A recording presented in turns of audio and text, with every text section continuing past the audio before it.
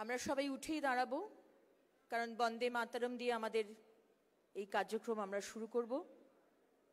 আমরা অপেক্ষা করব আমাদের সমস্ত সম্মানীয় মঞ্চের অতিথিরা তারা নিজ নিজ জায়গায় স্থান গ্রহণ করবেন।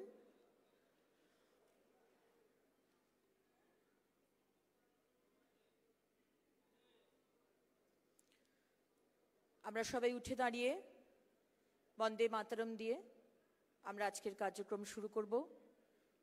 1 2 বন্দে মাতরম, বন্দে মাতরম, সুজলাং সুফলাং মলয়জ শীতলাং শস্য শ্যামলাং মাতরম, বন্দে মাতরম।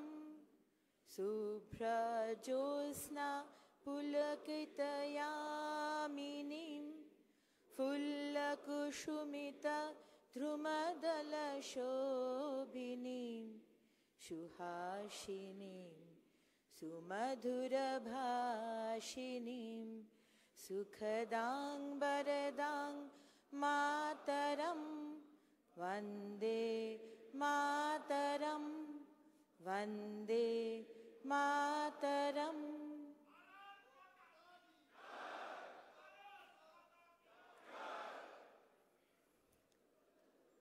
আমরা এবার আমাদের সংবর্ধনা অনুষ্ঠানে যাব। আমাদের যারা ভলেন্টিয়ার রয়েছেন তারা রেডি থাকবেন।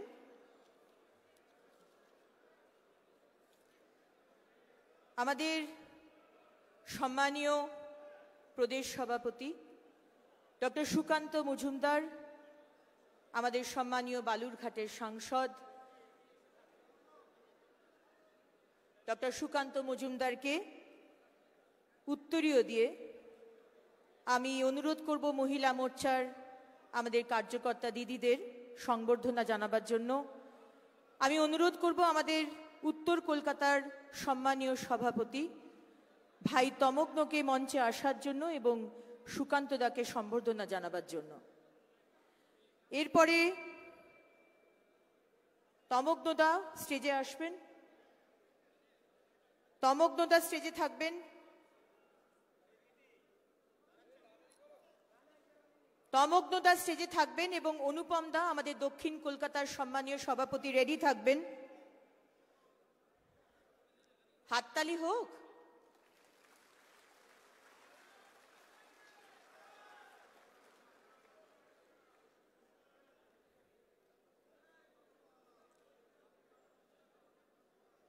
আমাদের একটি অত্যন্ত সুন্দর মা দুর্গার মূর্তি দিয়ে আমাদের প্রদেশ সভাপতি ডক্টর সুকান্ত মজুমদারকে সংবর্ধনা জানানো হচ্ছে। আমি এবার অনুরোধ করব দক্ষিণ কলকাতার সম্মানীয় জেলা সভাপতি অনুপম ভট্টাচার্য মহাশয়কে মঞ্চে আসার জন্য এবং আমাদের সম্মানীয় বিরোধী দলনেতা শ্রী শুভেন্দু অধিকারী মহাশয়কে অভ্যর্থনা জানাবার জন্য। অনুপম দাস মঞ্চে আসবেন। এরপরে আমি অনুরোধ করব আমাদের সম্মানীয় সহসভাপতি সঞ্জয় সিং দাকে মঞ্চে আসার জন্য। অনুপম দাস স্টেজে আসবেন, অনুপম দাস স্টেজে আসবেন তাড়াতাড়ি। সঞ্জয় দা আপনি রেডি থাকবেন, রথিন দা আপনি রেডি থাকবেন।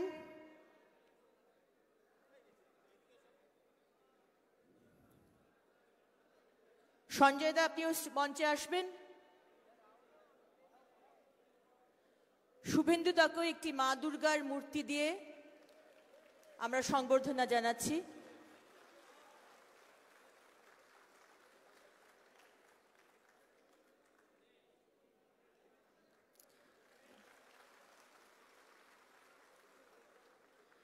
আমি অনুরোধ করব এবার সঞ্জয় সিং দাকে আমাদের সম্মানীয় প্রভারী সুনীল বানসালজিকে সংবর্ধনা জানাবার জন্য। রথিন দা রেডি থাকবেন, শ্যামাপদ দা রেডি থাকবেন। রথিন দা রেডি থাকবেন, শ্যামাপদদা রেডি থাকবেন, কৃষ্ণা বৈদ্যদি রেডি থাকবেন।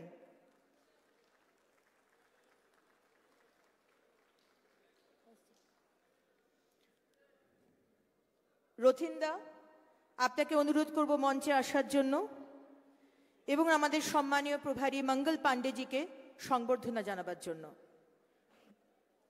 শ্যামাদা, আপনি এসছেন? শ্যামাদা, কৃষ্ণা বৈদ্যদি আপনি মঞ্চে আসবেন।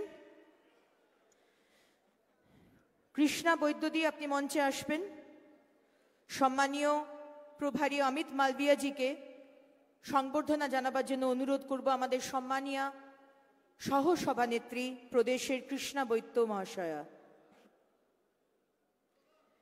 সুমিত দাসদা, টুটুলদা আপনি কি এসেছেন? না থাকলে ডক্টর মধুছন্দা কর আপনি মঞ্চে আসবেন। আমাদের সম্মানীয় সহ সভানেত্রী মধুছন্দাদি মঞ্চে আসবেন। আমাদের সম্মানীয় জেনারেল সেক্রেটারি দীপকদা মঞ্চে আসবেন। লকেট চ্যাটার্জিদি মঞ্চে আসবেন। সম্মানীয় আমাদের প্রাক্তন সভাপতি এবং প্রাক্তন রাজ্যপাল তথাগত দাকে আমি ডক্টর মধুছন্দা করকে বলবো অভ্যর্থনা জানাবার জন্য। ডক্টর মধুছন্দাদি, দীপকদা আপনি তথাগত দাকে যদি অভ্যর্থনা জানান, আপনাকে মঞ্চে আসার জন্য অনুরোধ করব। লকেটদি আপনি একটু মঞ্চে আসবেন।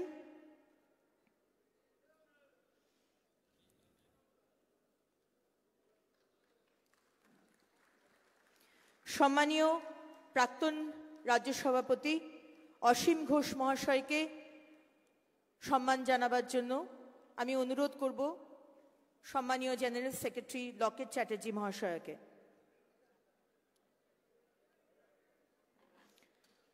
অনুরোধ করব সম্মানীয় চিফ হুইপ এবং বিধায়ক শঙ্কর ঘোষ মহাশয়কে মঞ্চে আসার জন্য। শঙ্করদা আপনি মঞ্চে আসবেন এবং গোপাল সাহা মহাশয় আপনিও মঞ্চে আসবেন। গোপালদা এসেছেন? শঙ্করদা এসেছেন? শঙ্করদা মঞ্চে আসুন। গোপাল সাহা মহাশয় মঞ্চে আসবেন। প্রিয়াঙ্কা টিব্রিওয়াল মহাশয়া মঞ্চে আসবেন। অশোক ডিন্ডা মহাশয় মঞ্চে আসবেন।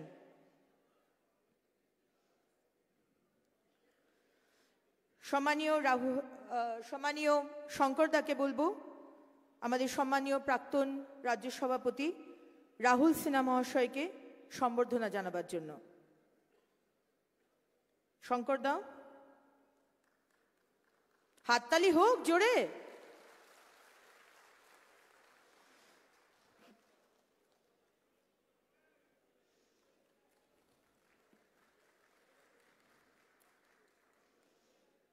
সম্মানীয় গোপালদা, গোপাল শাহ মহাশয় এসেছেন? আচ্ছা, আমাদের জেনারেল সেক্রেটারি সম্মানীয় জ্যোতির্ময় দাকে বলবো মঞ্চে আসার জন্য।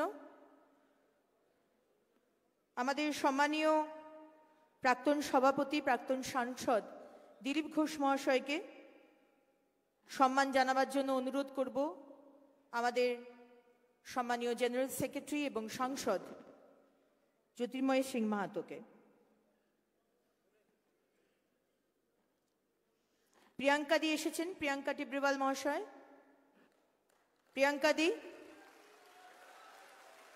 প্রিয়াঙ্কা দি এসেছেন।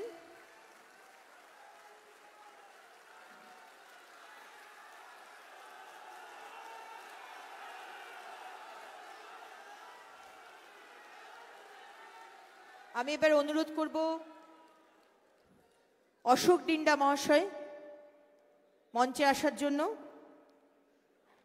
অশোকদা না থাকলে নবারুণদা আসবেন, সোনালিদি আসবেন, লক্ষণ ঘড়ই মহাশয়, দীপাঞ্জন গুহ মহাশয় মঞ্চে চলে আসবেন। আমাদের সম্মানীয় সাধারণ সম্পাদক সংগঠন শ্রী অমিতাভ চক্রবর্তী মহাশয়কে সম্মান জানানোর জন্য আমি অনুরোধ করব অশোক ডিন্ডা মহাশয়কে।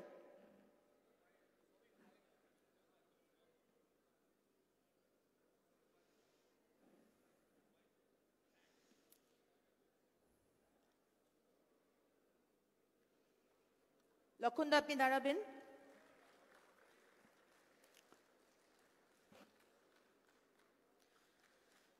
আমাদের সম্মানীয় বিধায়ক এবং সম্পাদক শ্রী লক্ষণ ঘড়ুই মহাশয়কে অনুরোধ করব আমাদের সম্মানীয় যুগ্ম সাধারণ সম্পাদক সংগঠন শ্রী সতীশ ঢোন মহাশয়কে সম্বর্ধনা জানাবার জন্য।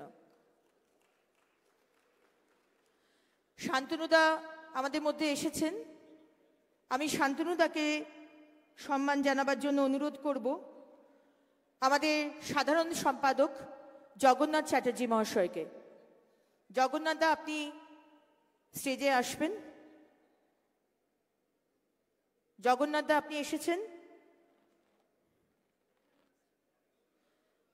আমি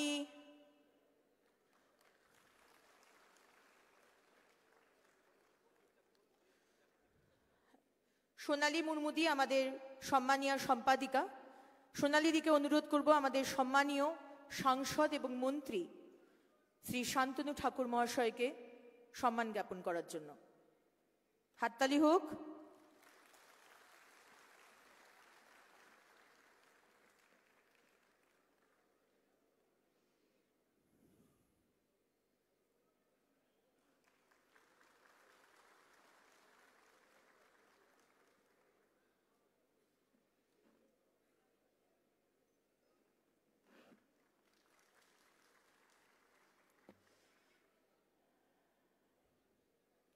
আমরা এবার আসছি আমাদের সম্বর্ধনার দ্বিতীয় পর্বে। আমাদের 12 জন সাংসদ যিনি পশ্চিমবঙ্গ ভারতীয় জনতা পার্টিকে গর্বিত করেছেন এবং 2 জন রাজ্যসভার সাংসদ, টোটাল 14 জন সাংসদ, তাদেরকে আমরা সম্বর্ধনা দেব। আমি শুরু করব আমাদের সম্মানীয় প্রদেশের সভাপতি ডক্টর সুকান্ত মজুমদার মহাশয়কে দিয়ে। আমি ভলেন্টিয়ারদের বলবো সম্বর্ধনা জিনিস স্টেজে নিয়ে এসে রেডি রাখার জন্য। আমাদের বঙ্কিমদাকে বলবো, সম্মানীয় বঙ্কিমদা আপনি মঞ্চে আসবেন।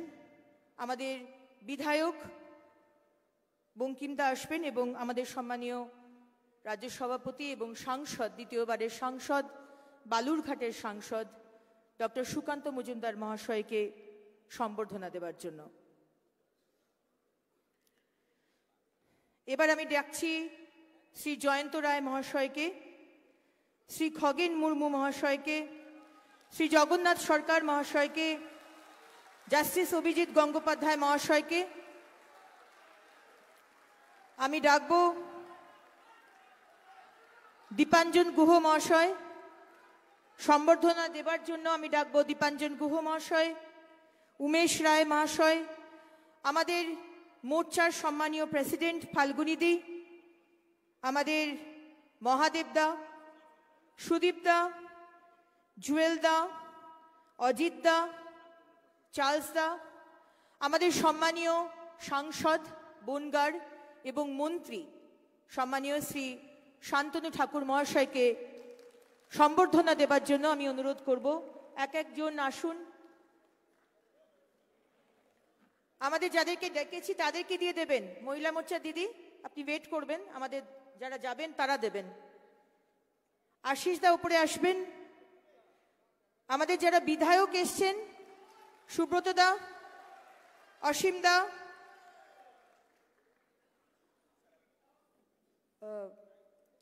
এমএলএরা একটু উপরে আসবেন। জয়ন্ত দা আসবেন, খগেন দা, জগন্নাথ দা, জাস্টিস অভিজিৎ গঙ্গোপাধ্যায় মহাশয়, জ্যোতির্ময় সিং মাহাতো, যারা এসছেন উপরে এক একজনকে দিন। জ্যোতির্ময় সিং মাহাতো মহাশয় যিনি পুরুলিয়া থেকে জিতেছেন, জাস্টিস অভিজিৎ গঙ্গোপাধ্যায় মহাশয় কাঁথি থেকে জিতেছেন, জগন্নাথ সরকার মহাশয় রানাঘাট থেকে জিতেছেন, খগেন মুর্মু মহাশয় মালদা থেকে জিতেছেন, জয়ন্ত রায় মহাশয় জলপাইগুড়ি থেকে জিতেছেন, কার্তিক পাল মহাশয় রায়গঞ্জ থেকে জিতেছেন, মনোজ টিগ্গা মহাশয় আলিপুরদুয়ার থেকে জিতেছেন, রাজু বিস্তা মহাশয় দার্জিলিং থেকে জিতেছেন সৌমেন্দু অধিকারী মহাশয়। কাঁথি থেকে জিতেছেন জাস্টিস অভিজিৎ গঙ্গোপাধ্যায় মহাশয়। তমলুক থেকে জিতেছেন সৌমিত্র খান মহাশয়। বিষ্ণুপুর থেকে জিতেছেন আমাদের সম্মানীয় রাজ্যসভার সাংসদ, সম্মানীয় আমাদের স্পোক্সপারসন, সম্মানীয় শ্রমিক ভট্টাচার্য মহাশয়। তাকে মঞ্চে আসার জন্য অনুরোধ করব।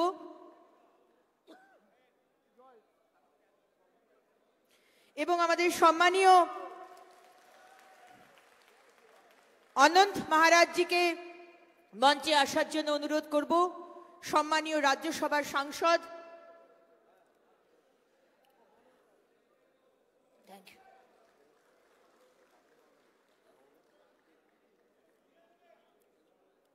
भारत माता की, भारत माता की, वंदे वंदे, बीजेपी जिंदाबाद, बीजेपी जिंदाबाद। শ্রমিকদা,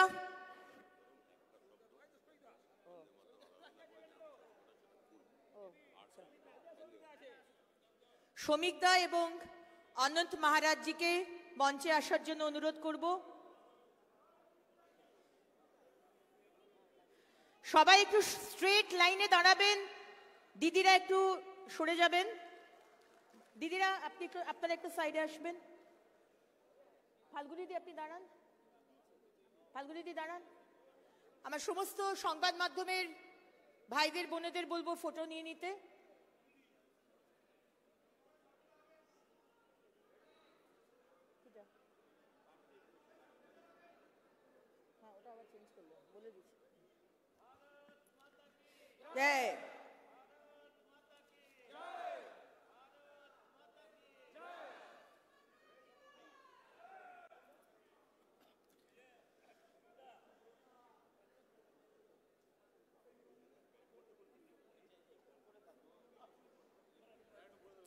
আমাদের সমস্ত সম্মানীয় সাংসদদের কাছে অনুরোধ, আজকে আপনাদেরকে একটি পশ্চিমবঙ্গের কাঁথা স্টিচের উত্তরীয় দিয়ে সংবর্ধনা দেওয়া হয়েছে।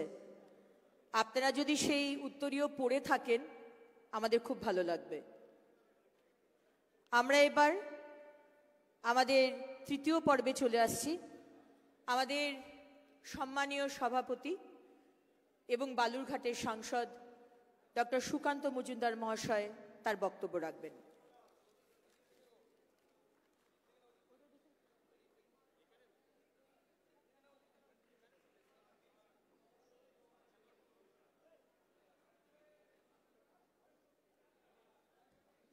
भारत माता की, भारत माता की, भारत माता की। महान देशेर महान नेता नरेंद्र मोदी जिंदाबाद, जेपी नड्डा जिंदाबाद, अमित शाह जिंदाबाद। भारत माता की, भारत माता की। बंधुगण, आज के लोकसभा निर्वाचनेर पर আমরা এত বৃহৎ আকারে প্রথমবার এই বিজেপি পরিবার তারা একত্রিত হচ্ছি। আমাদের রাজ্যের যে কার্যসমিতি আছে সেই বর্ধিত কার্যসমিতির বৈঠকে আপনারা এসেছেন। প্রথমেই রাজ্য সভাপতি হিসেবে আমার কর্তব্য অনুযায়ী আপনাদেরকে আমি হৃদয়ের অন্তঃস্থল থেকে স্বাগত জানাচ্ছি এবং অভিনন্দন জানাচ্ছি আপনাদের পরিশ্রমের জন্য, আপনাদের কাজের জন্য। মঞ্চ উপবিষ্ট আছেন আমাদের সম্মানীয় বিরোধী দলনেতা মাননীয় শুভেন্দু অধিকারী মহাশয়। উপস্থিত আছেন আমাদের সুনীল বানসালজি, আমাদের প্রভারী এবং রাষ্ট্রীয় মহামন্ত্রী। উপস্থিত আছেন মাননীয় মঙ্গল পাণ্ডেজি, যিনি বিহারের ভারপ্রাপ্ত মন্ত্রী এবং আমাদের ইনচার্জের দায়িত্ব সামলাচ্ছেন। উপস্থিত আমাদের সকলের শ্রদ্ধেয় নেতা, আমাদের প্রাক্তন সর্বভারতীয় সভাপতি মাননীয় শ্রী সর্বভারতীয় সহসভাপতি মাননীয় শ্রী দিলীপ ঘোষ মহাশয়। উপস্থিত আমাদের রাহুল দা, আমাদের আরেকজন প্রাক্তন সভাপতি এবং রাষ্ট্রীয় সম্পাদক। উপস্থিত আমাদের প্রাক্তন অন্যান্য সভাপতির মধ্যে মাননীয় তথাগত দা আছেন, প্রাক্তন রাজ্যপাল মাননীয় তথাগত দা, এবং তার সাথে আমাদের প্রাক্তন সভাপতি আমাদের মাননীয় অসীম দা আছেন, মাননীয় অসীম ঘোষ এখানে উপস্থিত আছেন, কেন্দ্রীয় মন্ত্রী শান্তনু ঠাকুর, উপস্থিত আমাদের মাননীয় অমিত মালব্যজি যিনি সহপ্রভারীর দায়িত্ব সামলাচ্ছেন এবং আমাদের অল ইন্ডিয়া আইটি ইনচার্জ, উপস্থিত আমাদের সংগঠন সম্পাদক মাননীয় অমিতাভ চক্রবর্তী মহাশয়, সহ সংগঠন সম্পাদক মাননীয় সতীশ দা, উপস্থিত আমাদের সঞ্চালিকা আমাদের রাজ্যের সাধারণ সম্পাদিকা অগ্নিমিত্রা পাল বিধায়িকার দায়িত্ব সামলাচ্ছেন, উপস্থিত পার্টির সর্বস্তরের কর্মী এবং নেতৃত্ববর্গ, জেলা সভাপতি থেকে শুরু করে জেলার পুরো টিম, আমাদের সম্মানীয় সাংসদগণ 12 জন এবং একজন রাজ্যসভার সাংসদ, মোট 13 জন আজকে উপস্থিত আছেন, এবং তার সাথে সাথে সম্মানীয় বিধায়কগণ, পার্টির সর্বস্তরের নেতৃত্ব, জোন বিভাগ থেকে শুরু করে ইনচার্জ যারা আছেন তাদের প্রত্যেককে আমি গৈরিক অভিনন্দন জানাই। বন্ধুগণ, আপনাদেরকে আমি পূর্বেই স্বাগত জানিয়েছি এবং তার সাথে আমি দু একটি কথা যা আমার মনের মধ্যে অনুরণিত হচ্ছে সেই কথা আপনাদের সঙ্গে আমি শেয়ার করতে চাই, আমার কথা আপনাদের সামনে রাখতে চাই। আমরা এইবার লোকসভা নির্বাচনে সকলে মিলে পরিশ্রম করেছি, অক্লান্ত পরিশ্রম করেছি।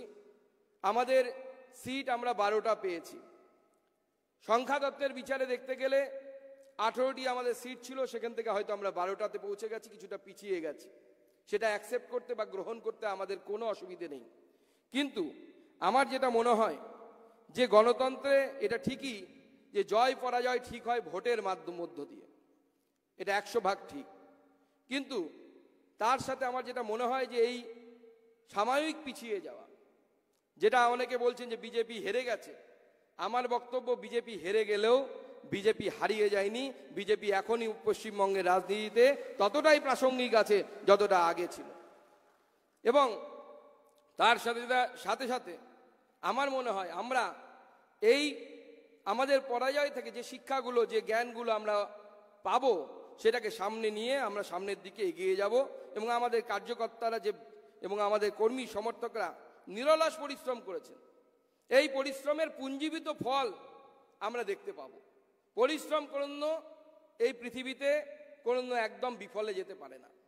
আজকে মনে রাখুন, আমাদের অনেক নেতা আছেন যারা হয়তো বছরের পর বছর দাঁড়িয়েছেন, ভোটে জিততে পারেননি, হেরে গেছেন, কিন্তু মনে রাখবেন সেই সময়ে তারা ভোটে দাঁড়ানোর সাহস দেখিয়েছিলেন যে সময় বিজেপিকে উত্তর ভারতের পার্টি এবং কলকাতাতে বড় বাজারের পার্টি বলা হতো।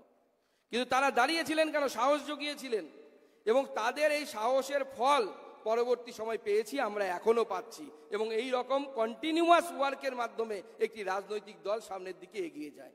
আমাদের যারা পূর্বসূরি ছিলেন, আমাদের প্রাক্তন সভাপতি যারা ছিলেন, পণ্ডিত বিষ্ণুকান্ত শাস্ত্রী থেকে শুরু করে, তপন শিকদার থেকে শুরু করে, সুকুমার বন্দ্যোপাধ্যায় থেকে শুরু করে, হরিপদ ভারতী থেকে শুরু করে, আজকে সকলের অবদানকে আমি স্মরণ করতে চাই। এবং তাদের সময় হয়তো আমরা একটাও সিট জিতিনি, এমনকি আমরা শুনেছি ভাষণে, আমি তো নিজের চোখে দেখার সৌভাগ্য হয়নি, হরিপদ ভারতীর মতো ব্যক্তি যখন ভাষণ দিতেন, তার ভাষণ শুনতে যত লোক সেখানে উপস্থিত হতেন, তো তত লোক যদি ভোট দিত তাহলে হয়তো ওনার জামানতটা বাজেয়াপ্ত হতো না, কিন্তু ভোট পেতেন না। কিন্তু তার বলে কি তাদের পরিশ্রম বিফলে গেছে? না, বিফলে যায়নি। হরিপদ ভারতীর সেই পরিশ্রম আমরা পরবর্তী সময়ে পেয়েছি এবং এখনো পাচ্ছি। আমি সেজন্য সকল প্রাক্তন সভাপতি সহ এখানে যারা বসে আছেন তাদেরকে সহ সকলকে, পূর্বসূরিকে, আমার পূর্বসূরি যারা ছিলেন তাদের সকলকে শ্রদ্ধার সাথে স্মরণ করতে চাই, তাদের অবদানকে স্মরণ করতে চাই এবং তাদেরকে ধন্যবাদ জানাই। তাদের জন্যই আজকে আমরা এখানে আছি। তাই আমার মনে হয় যে এই বাংলার বিজেপিকে আমাদেরকে সকলে মিলে একত্রিত হয়ে সামনের দিকে এগিয়ে নিয়ে যেতে হবে। মিডিয়া আমাদের বন্ধু, আমরা মিডিয়ার বন্ধুরা বলি, কিন্তু মিডিয়ার বন্ধুরা সবসময় বন্ধু হলেও আমাদের বন্ধুত্বের মতো কাজ করে না। সেজন্য আমাদের কর্মী সমর্থক নেতৃত্ব যারা আছে তাদেরকে বলবো, মিডিয়ার কথাই সবসময় বিভ্রান্ত হবেন না। নিজেদের যে মনের ইনস্টিংক্ট সেইটাকে ফলো করুন। বিজেপি এক আছে, নতুন পুরনো সব মিলিয়ে বিজেপির একটাই স্রোত, সেই স্রোতে যারাই আসবে সেই স্রোতে মিলিত হবে এবং সামনের দিকে এগিয়ে যাবে। আমি বরাবর কার্যকর্তা কর্মীদের সামনে বলেছি যে বিজেপি হচ্ছে গঙ্গার মতো। গঙ্গাতে যখন মন্দাকিনীর জল পড়ে বা অন্য কোনো নদীর জল পড়ে, তখন মন্দাকিনীর জল তার নিজের বৈশিষ্ট্য ধরে রাখতে পারে না, তাকে গঙ্গা জলে রূপান্তরিত হয়। বিজেপিও তাই, বিজেপি হচ্ছে গঙ্গার মতো, তাতে যারাই এসে মিশ্রিত হবে সকলে মিলে এক স্রোত হয়ে এক ধারা নিয়ে আমরা সমুদ্রের দিকে যাব, আমরা অগ্রসর হব সামনের দিকে। তাই বন্ধুগণ, এই লোকসভা নির্বাচন হয়তো বিজেপির স্টপেজ হতে পারে একটা, আমরা সাময়িকভাবে একটা স্টপেজে এসে দাঁড়িয়েছি, কিন্তু এটা আমাদের গন্তব্য নয়। গন্তব্য হচ্ছে নবান্নের উপরে ভারতীয় জনতা পার্টির গৈরিক পতাকাকে ওঠানো আমাদের লক্ষ্য, আমাদের ওটাই হচ্ছে গন্তব্য, আমরা সেই জায়গায় পৌঁছব। বন্ধুগণ, আমরা যদি বলি যে এই সময় যে আমাদের যে রেজাল্ট এসেছে তাতে অনেকে বলছে বিজেপি হেরে গেছে, হারিয়ে গেছে, কিন্তু অনেক কিছু আমি বলবো এর মধ্যেও আমাদের শিক্ষার বিষয় আছে, আমাদের জন্য উৎসাহের বিষয় আছে। আমরা হয়তো লক্ষ্যমাত্রায় পৌঁছতে পারিনি, কিন্তু তিনবার মাননীয় প্রধানমন্ত্রী নরেন্দ্র মোদী ভারতবর্ষের প্রধানমন্ত্রী হয়েছে। প্রায় ৬২ বছর পরে এই রেকর্ড আমরা স্পর্শ করতে পেরেছি। জওয়াহরলাল নেহরু সেই সময় হয়েছিলেন। কোন সময়? যেই সময় যে জওয়াহরলাল নেহরু প্রধানমন্ত্রী ছিলেন, ভারতবর্ষের এই পশ্চিমবঙ্গের সুন্দরবনের কোনো প্রান্তিক গ্রামে গিয়ে জিজ্ঞেস করলে কেউ প্রধানমন্ত্রীর নাম বলতে পারতেন না। আজকে স্কুলের বাচ্চাদেরকে গিয়ে জিজ্ঞেস করুন ভারতবর্ষের প্রধানমন্ত্রী কি, একটাই শব্দ উচ্চারিত হবে, সেটা হচ্ছে মোদি, মোদি, মোদি। এটা হচ্ছে সেই পার্থক্য। আজকে প্রধানমন্ত্রী তো ছেড়ে দিন, উনি অনেক বড় মানুষ, আমাদের মতো সামান্য ছোট পার্টির কার্যকর্তা কোথাও যদি মুখ ফসকে কিছু বলেও ফেলি, সেইটার উপরেও মিডিয়ার নজর থাকে। সেই সময়, এই গুরুত্বপূর্ণ সময় তিনবার ভারতবর্ষের মতো এত মাল্টি পার্টি সিস্টেমের মধ্যে তিনবার প্রধানমন্ত্রী হওয়া, আমার মনে হয় এটা বিশ্ব রেকর্ডের সামিল, এবং এটা নরেন্দ্র মোদী বলে সম্ভব হয়েছে, বিজেপি বলে সম্ভব হয়েছে, অন্য কেউ হলে সম্ভব ছিল না। তাই আমার মনে হয় যে ২৬-এর বিধানসভাকে সামনে রেখে আমাদেরকে সামনের দিকে এগিয়ে যেতে হবে। যেখানে আমাদের হয়তো ক্ষত বা রক্তক্ষরণ হয়েছে, সেই জায়গাতে আমাদেরকে এগিয়ে যেতে হবে। আমি কয়েকটা পরিসংখ্যান আপনাদের সামনে তুলে দিতে চাই। ২০২১ সালে বিধানসভা নির্বাচনে যে ভোট পেয়েছিলাম আমরা ৩৭.৯৭%, সেইটা এইবার বেড়ে ৩৮.৭৩% হয়েছে। এবং সেই পরিসংখ্যানের মধ্যে আমার মনে হয় সব থেকে আমাদেরকে আশা জাগানোর মতো যে কথা, সেটা হচ্ছে আমাদের পৌর অঞ্চলে অর্থাৎ মিউনিসিপ্যালিটি কর্পোরেশন অঞ্চলে আমাদের যে ফলাফল, সেই ফলাফল কিন্তু আমাদেরকে উৎসাহিত করার জন্য। রাজ্যের ১২১টি পৌরসভা, এই ১২১টি পুরসভার মধ্যে ৬৯টিতে বিজেপি এগিয়ে আছে। এটা প্রথমবার আমরা স্পর্শ করতে পেরেছি, এর আগে কোনো আমরা স্পর্শ করতে পারিনি। শাসক দল সেখানে ৫১টিতে এবং কংগ্রেস ২টিতে এগিয়ে আছে। এর সাথে সাথে যে ৬টি পুর নিগম, তাতেও বিজেপি কিন্তু আগের তুলনায় অনেক ভালো ফল করেছে।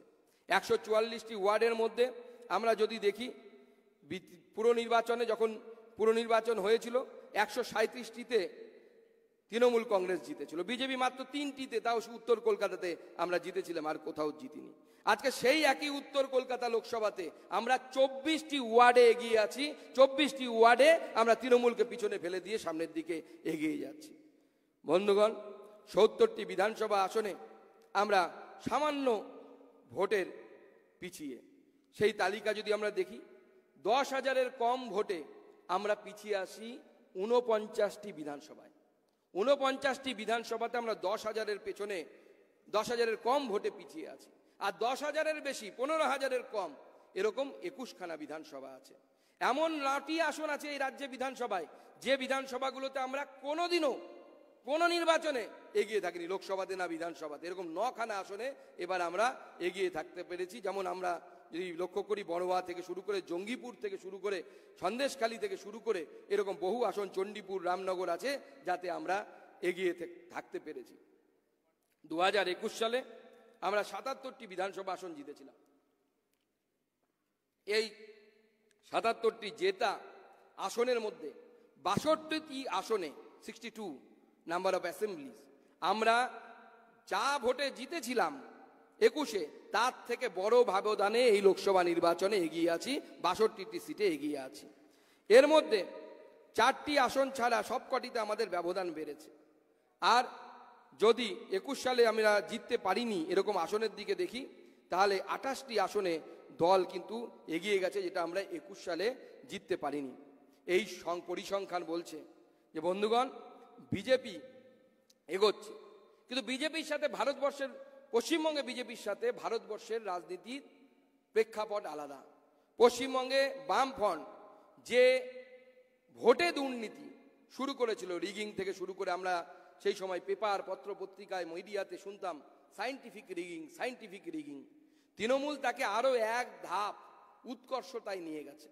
সেই বাংলায় যাকে বলে যে তৃণমূল কংগ্রেস হচ্ছে সিপিএম এর, মমতা বন্দ্যোপাধ্যায় হচ্ছে সিপিএম এর সব থেকে আদর্শ ছাত্র বা ছাত্রী বলা ভালো, সেই পথকে অনুসরণ করে তারা সামনের দিকে এগিয়ে যাচ্ছে। আমরা জানি আমাদের লড়াই কঠিন, আমরা কিন্তু সেই লড়াই থামলে চলবে না, কারণ ভারতীয় জনতা পার্টি, আমরা জানি যারা আমাদেরকে 40% মানুষ প্রায় ভোট দিয়েছে, এই 40% মানুষ ভারতবর্ষের কথা ভেবে ভোট দিয়েছে। নরেন্দ্র মোদীকে ভারতবর্ষের জন্য প্রধানমন্ত্রী করতে হবে এই কথা ভেবে ভোট দিয়েছে এইবারের নির্বাচনে। সবাই হয়তো সেই সাহস দেখায়নি, সবাই কেউ কেউ বলছে দাদা আমার মনে হয় যে এই 40% দেশপ্রেমিক যারা আমাদের ভোট দিয়েছেন তা বাদেও যারা আছেন তারাও দেশকে ভালোবাসেন, কিন্তু হয়তো ছোটখাটো বিষয়ে ছোটখাটো জিনিসে হয়তো লোভে পড়ে, কোথাও হয়তো ভয়ে পড়ে, কোথাও হয়তো নিজেদের মত প্রকাশের উপযুক্ত পরিবেশ না পেয়ে, বা নিজেদের যে আগামী দিনে বিজেপিকে ভোট দিলে কি হবে, বাড়ি ভাঙা হবে কিনা, কারণ 21-এর ভয়াবহতা আজও বহু অঞ্চলে মানুষের হৃদয় থেকে বের হয়নি, সেই জায়গাটা আছে। কিন্তু 40% মানুষ এখনো ভরসা করে নরেন্দ্র মোদীকে তারা ভোট দিয়েছেন। প্রায় 40% মানুষ দেশ চালানোর জন্য নরেন্দ্র মোদীর উপর স্বপ্ন দেখেছেন, নরেন্দ্র মোদীর উপর ভরসা করেছেন। তারা দেখেছেন যে সকলের পাকা বাড়ি, পানীয় জল, বিদ্যুৎ, পরিকাঠামো, জেলের পরিকাঠামো, পাশ্চাত্য দেশের মতো উন্নয়ন, আমাদের বুলেট ট্রেন আগামী দিনে ভারতবর্ষকে সামনের দিকে এগিয়ে যাবে। তারা দেখেছেন যে কাশ্মীর অশান্ত ছিল, সেই কাশ্মীরকে শান্ত করার মতো পদক্ষেপ মাননীয় প্রধানমন্ত্রীর নেতৃত্বে হয়েছে, এবং এই সফলতাকে আগামী 5 বছর যেন ধরে রাখা যায় সেজন্য পশ্চিমবঙ্গের মানুষ, দেশপ্রেমিক মানুষ, 40% মানুষ তারা আমাদের ভারতীয় জনতা পার্টিকে ভোট দিয়েছে। এবং তাদের কথা মাথায় রেখে আমাদের ঘরে বসে থাকলে হবে না, চুপ করে থাকলে হবে না, রাস্তায় নামতে হবে। এই 40% মানুষের ভোটের মর্যাদা দেওয়ার জন্য আমাদেরকে রাস্তায় নামতে হবে, তৃণমূল কংগ্রেসের বিরুদ্ধে আমাদেরকে লড়তে হবে, আমাদেরকে ঝাঁপিয়ে পড়তে হবে। তাই বন্ধুগণ, মোদীজি যখন এসে ভোট দেশ গড়ার কথা বলেছিলেন, মানুষ ভরসা করেছিলেন এবং এই মানুষরা আমাদেরকে ভোট দিয়েছিলেন। কিন্তু কিছু মানুষ হয়তো 1000-1200 টাকার মোহ থেকে হয়তো বেরোতে পারেনি। অনেকে বলছেন যে দাদা লক্ষ্মীর ভাণ্ডারের প্রভাব হয়তো ভোটে পড়েছে। আমি জানি না, আগামী দিনে সেটা নিয়ে হয়তো যখন অ্যানালাইসিস করা হবে তখন হয়তো আমরা এর সঠিক কারণ দেখতে পারব। কিন্তু আমার মনে হয় যে অবশ্যই এটা একটি কারণ হতেই পারে, একে অস্বীকার করা যায় না। তাই আমাদের ঘরে ঘরে গিয়ে বলতে হবে যে মা হয়তো 1000 টাকা বা 1200 টাকা পাচ্ছে, কিন্তু তার ছেলে কাজের খোঁজে অন্য রাজ্যে পরিযায়ী শ্রমিক হিসেবে যেতে হচ্ছে। যে 1000 টাকা 1200 টাকা মায়ের পকেটে দেয়া হচ্ছে, মায়ের কাছে দেয়া হচ্ছে, মায়ের আঁচলে দেয়া হচ্ছে, সিএসসি বা WBSEDCL সেটা বিদ্যুৎ বিলের মাধ্যমে অন্যদিকে কেড়ে নিয়ে পকেট মারি করে চলে যাচ্ছে। তাই তৃণমূল কংগ্রেস সরকারের ও রোলটা ঠিক অনেকটা পকেট মারের মতো। সামনে আপনাকে 1000 টাকা 1200 টাকা দিচ্ছে, ঠিক পেছন থেকে পকেটটা মেরে ইলেকট্রিক বিল, মদের দাম, পেট্রোলের দাম, পেট্রোলের উপরে ডিজেল বসানো, তরি তরকারির দাম, তাতে তৃণমূল ফোরেদের মার্জিন, তাতে কাটমানি, এর মাধ্যমে তারা পকেট মানি করে নিয়ে যাচ্ছে। তাই আজকে মাননীয় মুখ্যমন্ত্রীর দেয়া এই আশ্বাসে কিছু মানুষ হয়তো বোকা হয়েছে। তারা হয়তো ভুলে গেছেন যে মাননীয় মুখ্যমন্ত্রী, আমরা যে সনাতন সংস্থাগুলোকে শ্রদ্ধার সাথে নাম স্মরণ করি, ভারত সেবাশ্রম সংঘ, যেখানে হয়তো অনেক বাঙালি ভোগ খেতে যান, বেড়াতে গিয়ে তীর্থস্থানে গিয়ে তাদের আশ্রমে আশ্রয় নেন, কিন্তু ভারত সেবাশ্রম সংঘের প্রতি ব্যবহার করা মুখ্যমন্ত্রীর কটূক্তি তারা হয়তো ভোটের দিন ভুলে গেছিলেন। আজকে যারা রামকৃষ্ণ মিশন বেলুর মঠে হয়তো হাত জোর করে বসে থাকেন, ভোগের লাইনে রামকৃষ্ণ পরমহংস দেবের নাম নিয়ে দাঁড়ান, তারা হয়তো ভোটের দিন ভুলে গেছিলেন যে মাননীয় মুখ্যমন্ত্রী সেই রামকৃষ্ণ মিশন সম্পর্কে কি বলেছিলেন। যারা ইস্কন মন্দিরকে বার্ষিক পিকনিকের জায়গায় পরিণত করেন কিছু মানুষ, তাদের কথা আমি ধরছি না, তারা হয়তো ভুলে গেছিলেন যে অর্পিতার বাড়ি থেকে কত টাকা পাওয়া গেছিল। তারা হয়তো ভুলে গেছিলেন জ্যোতিপ্রিয় মল্লিক কেন গ্রেপ্তার হয়েছিলেন। তারা হয়তো ভুলে গেছিলেন যে পুকুর থেকে মাছ ওঠে, সেই পুকুর থেকে মোবাইলও ওঠে আজকে তৃণমূলের বিধায়ক জীবনকৃষ্ণ ঘোষের দৌলতে। তাই আমার মনে হয় যে কিছু মানুষ হয়তো মনে করেছিলেন যে কোনো সন্ন্যাসীর অপমান হলো, কে দুর্নীতি করেছে এটা ভেবে লাভ নেই, আমি তো 1000 টাকা পাচ্ছি, আমার তো পকেট ভরছে। তাই এই ভোটাররা হয়তো কয়লা গরু পাচারের কথা জেনেও, চুরির কথা জেনেও তৃণমূলকে দোষের ভাগী করেনি। হয়তো বলেছে তৃণমূলটা চোর, কিন্তু বংশটা ভালো বংশ। আমরা হয়তো সোশ্যাল মিডিয়ায় কৌতুকের স্বরে এই বিষয়গুলো দেখি, কিন্তু আজকে যারা মাননীয় প্রধানমন্ত্রী যে 10 বছরের কাজ, উজ্জ্বলা যোজনা, বাড়িতে শৌচাগার, বন্দে ভারত ট্রেন, কাছের স্টেশনকে অমৃত ভারত স্টেশনে রূপান্তরিত করা, তারা হয়তো এই উন্নয়নগুলোকে ভেবেছেন যে মাননীয় প্রধানমন্ত্রী তো দেবেনই, ভোট দিলেও দেবেন, না দিলেও দেবেন, তার থেকে বরঞ্চ আমি তৃণমূল কংগ্রেসকে ভোট দিয়ে হয়তো কিছুটা টাকা নিজের জন্য জোগাড় করে নিই। তাই এই ভয় থেকে মানুষকে আমাদেরকে বের করতে হবে। আমরা পাশের রাজ্য উড়িষ্যাতে আমরা মাসে 4200 টাকার ব্যবস্থা করেছি, বছরে 50,000 টাকা করে দেওয়া হচ্ছে। আমাদের লাডলি বেহেন যোজনার মাধ্যমে মধ্যপ্রদেশে পশ্চিমবঙ্গের থেকে অনেক বেশি টাকা দেওয়া হচ্ছে। ভারতীয় জনতা পার্টি 26 সালে ক্ষমতায় এসে এই লক্ষ্মীর ভাণ্ডারের জায়গায় প্রয়োজনে অন্নপূর্ণা ভাণ্ডার চালু করে আমাদের মহিলাদেরকে আরো বেশি টাকা দেওয়ার ব্যবস্থা করবে। এটা মানুষের কাছে আমাদেরকে বোঝাতে হবে, মানুষের কাছে আমাদেরকে পৌঁছে দিতে হবে। তাই আমার মনে হয় যে এই লড়াই, যে 40% ভোট আমরা পেয়েছি, এই লড়াই থামিয়ে দেওয়ার লড়াই নয়, আগামী দিনে এই লড়াইকে রাস্তায় নিয়ে যাওয়ার লড়াই।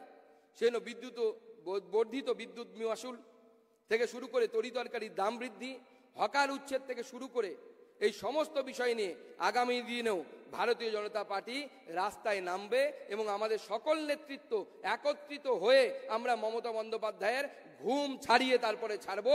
আমরা স্তব্ধ হব না, আমরা আমাদের যাত্রা বন্ধ করব না। এবং আমাদের কারা করবে এটা? এই নেতৃত্ব দেওয়ার জায়গায় আপনারা আছেন। তাই আমি আজকের দিনে এই সুর আপনাদের মধ্যে বেঁধে দিয়ে আমার বক্তব্যকে শেষ করতে চাই যে আগামী দিনে এই লড়াই আমরা আরো জারি রাখবো, আরো জোরদার লড়াই হবে। সমস্ত নেতৃত্ব একত্রিত হয়ে, আমাদের মধ্যে মতবিরোধ থাকতে পারে কিন্তু মনোবিরোধ হওয়া উচিত নয় এবং হবেও না। মনোবিরোধ না রেখে সবাই মিলে একত্রিত হয়ে লড়াই করা উচিত এবং লড়াই করে আগামী দিনে তৃণমূল কংগ্রেসকে উৎখাত করার মন্ত্র নেওয়া উচিত। এবং আমি আপনাদেরকে আহ্বান জানাবো, আসুন আজকে আমাদের কেন্দ্রীয় নেতৃত্ব মাননীয় সুনীল বনসালজি থেকে শুরু করে, মঙ্গল পাণ্ডেজি থেকে শুরু করে, অমিত মালব্যজি থেকে শুরু করে, কিছুক্ষণ পরে হয়তো মনোহর লালজিও চলে আসবেন আমাদের মাঝে, যিনি প্রাক্তন মুখ্যমন্ত্রী এবং ভারতবর্ষের ক্যাবিনেট মিনিস্টার। এদের সকলকে সাক্ষী রেখে আমরা প্রতিজ্ঞা নিই যে তৃণমূল কংগ্রেসের যে অত্যাচারী সরকার চলছে, যে সরকার পরিযায়ী শ্রমিক, সেই সরকার পরিযায়ী শ্রমিক তৈরি করেছে, যে সরকার মহিলাদের উপর অত্যাচার করছে, নগ্ন হয়ে পড়ে আছে মহিলারা। আজকে দেখতে অবাক লাগছে আলিপুরদুয়ারের ঘটনা, চা বাগানের মেয়ের সাথে সাময়িক রেপ হচ্ছে, তার ভিডিও ঘুরে বেড়াচ্ছে সোশ্যাল মিডিয়াতে। আজকে আমার কাছে সেই ভিডিও চলে এসছে, ভাবতে অবাক লাগছে। যার বাচ্চা মেয়ে, নাবালিকা মেয়ে, তাকে 6-7 জন ছেলে মিলে তাকে রেপ করছে। কোন রাজ্যে আমরা বাস করছি? আর মুখ্যমন্ত্রী কি বলেন? বাঁকুড়াতে যখন বিজেপির একজন কর্মী খুন হয়ে যায়, মুখ্যমন্ত্রী অনন্ত আম্বানির বিয়ে খেতে যাওয়ার সময় এয়ারপোর্টে নির্দ্বিধায় বলেন এটা পারিবারিক গন্ডগোল, এই জন্য নাকি খুন হয়েছে। মাননীয় মুখ্যমন্ত্রী, আমি আপনাকে বলতে চাই যে ভারতীয় জনতা পার্টি হয়তো সাময়িকভাবে লোকসভার সিটের বিচারে হয়তো পিছিয়েছে, কিন্তু আমরা স্তব্ধ হয়নি, আমরা হারিয়ে যাইনি। ভারতীয় জনতা পার্টি আগামী দিনের রাস্তায় সেটা আপনাকে প্রমাণ করে ছাড়বে যে ভারতীয় জনতা পার্টি আছে, ভারতীয় জনতা পার্টি আপনাকে উৎখাত করবে। তাই বন্ধুগণ, এদের সকলকে সামনে রেখে আসুন আমরা সকলে মিলে শপথ নিই। 2 হাত মুঠ করে আমার সাথে বলুন, ভারত মাতা কি, ভারত মাতা কি, ভারত মাতা কি। ধন্যবাদ।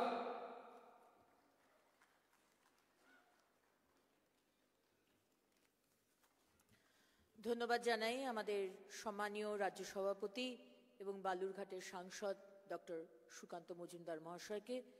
এবার আমি অনুরোধ করব আমাদের সম্মানীয় বিরোধী দলনেতা শ্রী শুভেন্দু অধিকারী মহাশয়কে মঞ্চে আসার জন্য।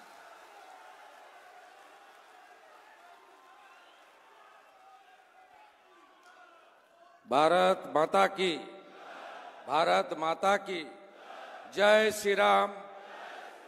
हिंदू तुमी एक हও, हिंदू तुमी एक हও। সমবেত প্রতিনিধিবৃন্দ, আপনাদের সবাইকে আমি অন্তরের অন্তঃস্থল থেকে শ্রদ্ধা এবং কৃতজ্ঞতা জ্ঞাপন করি। আমাদের মধ্যে উপবিষ্ট থেকে সম্বর্ধিত হয়েছেন, স্বাগত ভাষণ দিয়েছেন আমাদের রাজ্যের বরেণ্য সভাপতি, ভারত সরকারের মাননীয় রাষ্ট্রমন্ত্রী, সতীর্থ সম্মানীয় ডক্টর সুকান্ত মজুমদার মহোদয়, তাকে এবং তার প্রদেশের পুরো টিমকে আমি আন্তরিক কৃতজ্ঞতা জ্ঞাপন করি।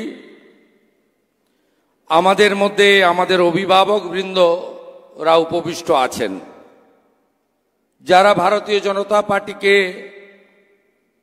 বপিত বীজ থেকে একটি বৃক্ষে পরিণত করেছেন। প্রাক্তন সভাপতিবৃন্দ, সম্মানীয় অধ্যাপক অসীম ঘোষ, সম্মানীয় তথাগত রায়, সম্মানীয় দিলীপ ঘোষ, সম্মানীয় রাহুল সিনহা মহোদয়, সর্বভারতীয় সাধারণ সম্পাদক, যার যশস্বী নেতৃত্বে উড়িষ্যাতে এবারে সরকার তৈরি হয়েছে, তিনি ইনচার্জ ছিলেন উড়িষ্যার 21-19, জয় জগন্নাথ। তেলেঙ্গানাতে 4-এর জায়গায় 8 হয়েছে এবং এখান থেকেও 12টা আসন, 39% সিট আমরা পার্টিকে দিতে পেরেছি। আমাদের নেতা সুনীল বনশলজি, বিহার সরকারের যশস্বী মন্ত্রী, আমাদের নিত্যদিনের সাথী, পশ্চিমবঙ্গের প্রভারী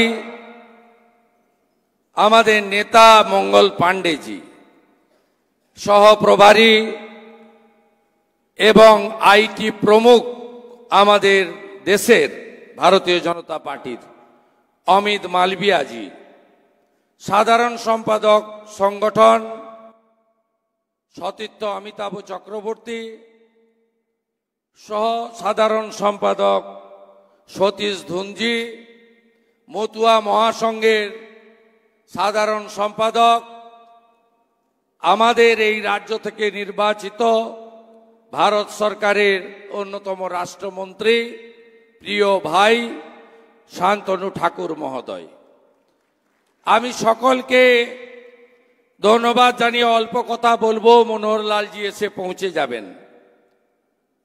মুখবন্ধ করে দিয়েছেন সভাপতি মহোদয়, আমি আর ওই ডাটা তথ্যে যাব না। আমি আপনাদের কাছে যেটা বলবো যে ভারতীয় জনতা পার্টি পশ্চিমবঙ্গে অনেক প্রতিকূলতার মধ্যে 2,33,27,000 ভোট পেয়েছে।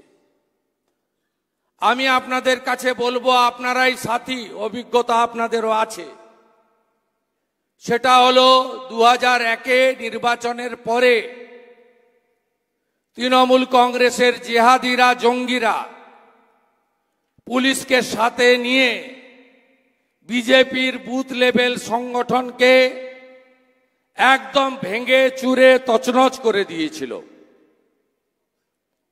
টার্গেট কারা ছিলেন?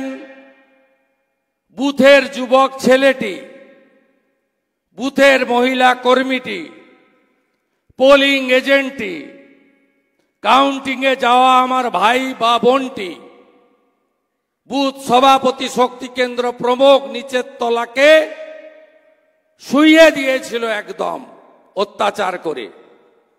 1 লক্ষের বেশি ছেলে পালিয়েছিল বাংলা ছেড়ে। তারপরে ভারতীয় জনতা পার্টি আস্তে আস্তে আস্তে আস্তে আবার পুনরায় রাস্তায় নেমে পঞ্চায়েতে 11,000 আসন পেয়ে সফল নবান্ন অভিযান করে বিধানসভার ভিতরে বাইরে, লোকসভার ভিতরে বাইরে সম্মিলিতভাবে লড়াই করে আমরা 1% ভোট বাড়িয়ে 5,27,000 ভোট বাড়িয়ে 2,33,27,000 ভোট পেয়েছি।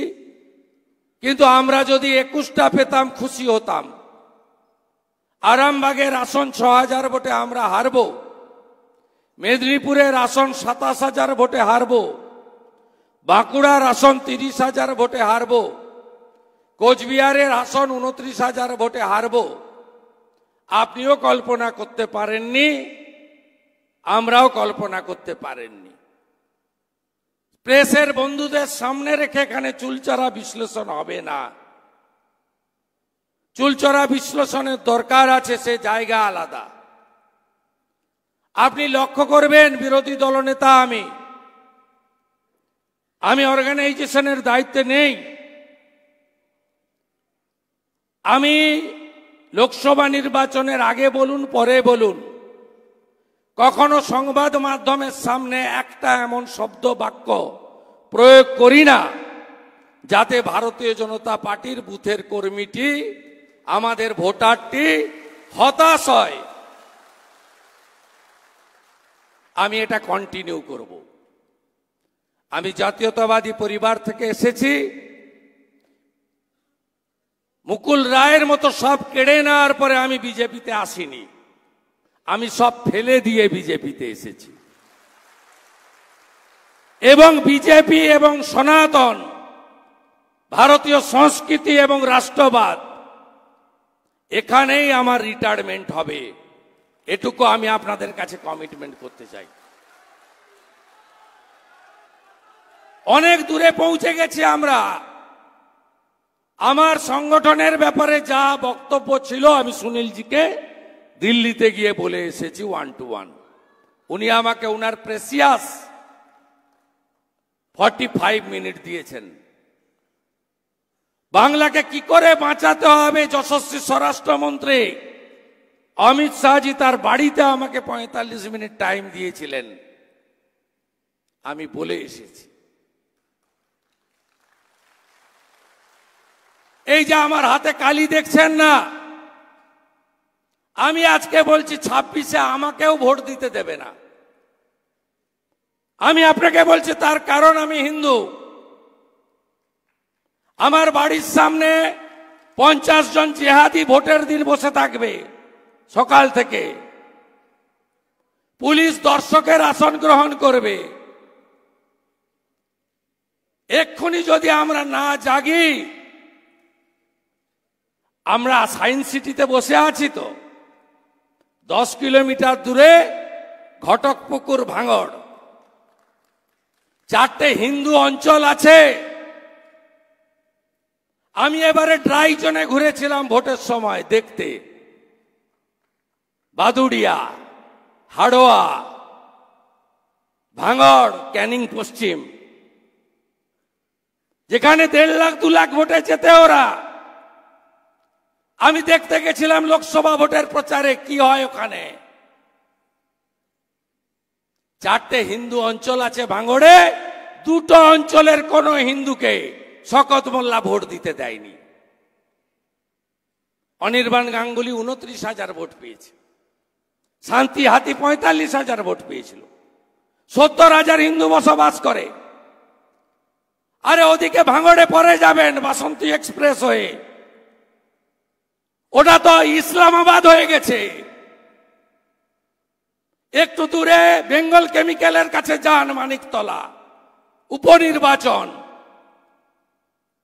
একটা হিন্দু, আর হিন্দি কথা বললে তো ছেড়ে দেন, ঘর থেকে নামতে দেয়নি। 11টা হাউসিং, একজনকে ভোট দিতে দেয়নি। এপিক নিয়ে ভোট হয়নি, স্লিপে ভোট হয়েছে।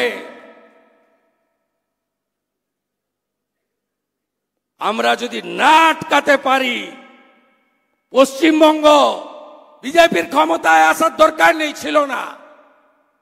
আই এম নট অলসো হারি।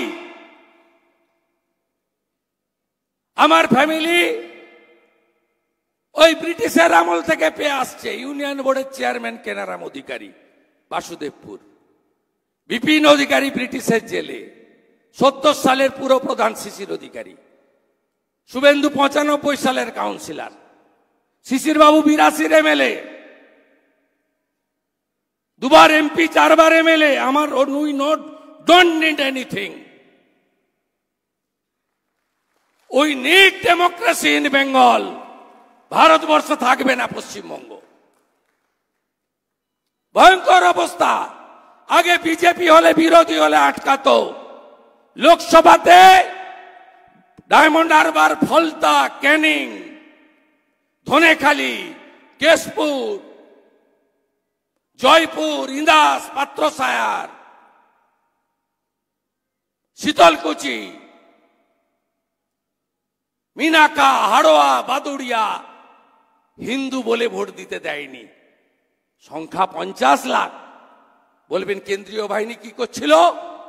ইসিআইয়ের গাইডলাইন পড়েছেন? Election commission of India. কেন্দ্রীয় বাহিনী থাকবে এন্ট্রি পয়েন্টে, এপিক চেক করার পাওয়ার তার হাতে নেই। আমরা পশ্চিমবঙ্গ থেকে আওয়াজ উঠাতে হবে, উপদ্রুত এরিয়া আইন লাগু করে এখানে ভোট করতে হবে। উই ডোন্ট ওয়ান্ট 356 নবান্ন আমরা চাই না। যেদিন ভোটে জিতবো সেদিন ঢুকবো। কে বলেছে পিছনের দরজা দিয়ে ক্ষমতায় আসতে চাই? আমরা গুন্ডা, জিহাদি, জঙ্গি। ইটার থেকে আনসার গিয়ে রায়গঞ্জে ভোট লুট করলো, চাপড়া নদিয়া থেকে গুন্ডারা এসে রানাঘাটে ভোট লুট করলো,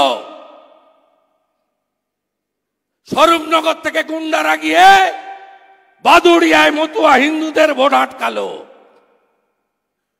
বেলেঘাটার সচিন সিং, রাজু নস্কর গিয়ে মানিকতলা লুট করলো। আমরা উপদ্রুত এরিয়া আইন কার্যকর করে এই গুন্ডাদের ভোটের দিন বাড়িতে তালা চাবি দিয়ে আটকে রাখতে চাই।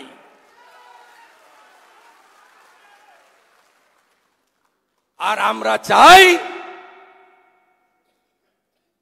এপিক কার্ড দেখার পাওয়ার দেওয়া হোক কেন্দ্রীয় বাহিনীকে, ইলেকশন কমিশন। আপনি ভাবলেন ছেড়ে দেব? কাল তো রাজ্যপাল মহোদয়ের কাছে গেছি 100টা ভোটার নিয়ে, হাতে কালি নেই, এপিক কার্ড হাতে আছে।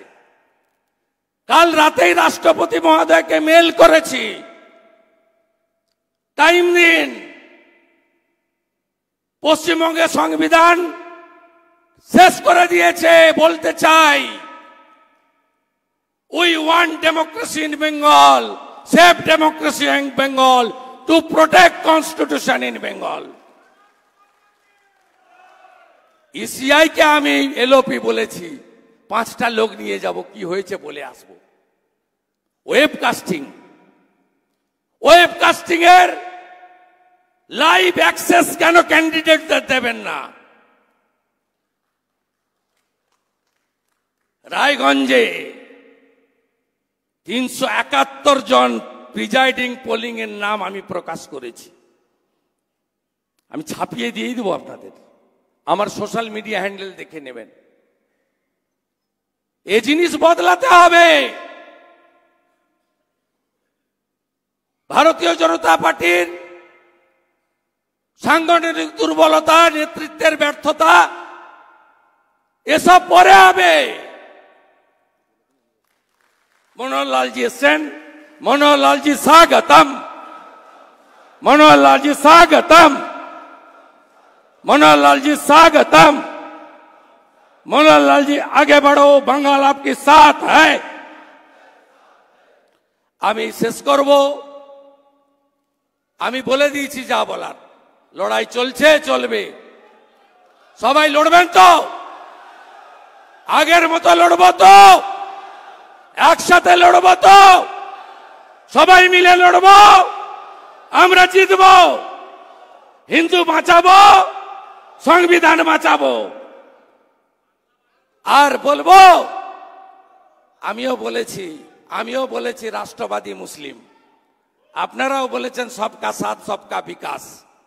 আর বলবো না, বলবো जो हमारे साथ हम उनका साथ, जो हमारे साथ, जो हमारे साथ, जो हमारे साथ, हम उनका साथ, सबका विकास।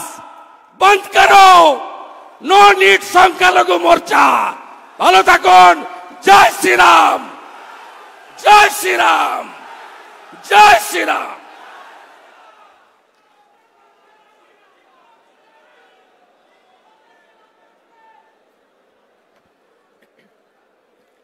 ধন্যবাদ জানাই আমাদের সম্মানীয় বিরোধী দলনেতা শ্রী শুভেন্দু অধিকারী মহাশয়কে। আমাদের মধ্যে এসে পড়েছেন আমাদের আজকের সম্মানীয় চিফ গেস্ট, ভারত সরকারের সম্মানীয় মন্ত্রী, minister of power and minister of housing and urban affairs, সম্মানীয় শ্রী মনোহর লাল খাট্টারজি। আপনাকে স্বাগত জানাই স্যার। আমি আমাদের ভলেন্টিয়ারদের বলবো, প্রথমেই আমরা আমাদের সম্মানীয় চিফ গেস্ট মনোহর লালজিকে সম্মান জানাবো উত্তরীয় এবং ফুলের স্তবক দিয়ে, এবং তার সঙ্গে মা দুর্গার একটি সুন্দর ছবি দিয়ে ভলেন্টিয়ারদের বলবো মঞ্চে নিয়ে আসার জন্য।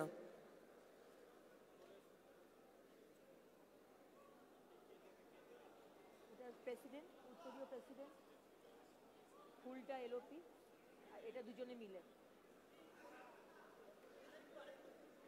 হ্যাঁ,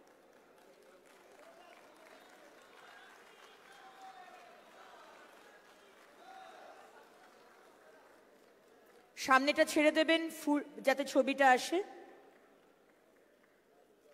দিদিরা ভলেন্টিয়ার্সরা সরে যাবেন।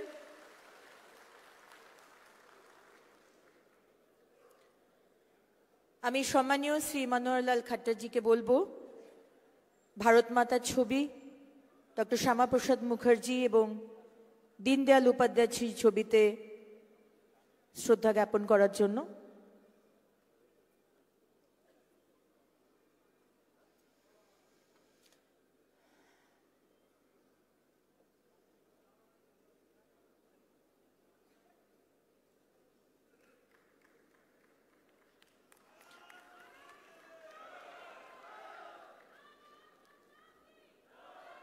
भारत माता की, भारत माता की, भारत माता की।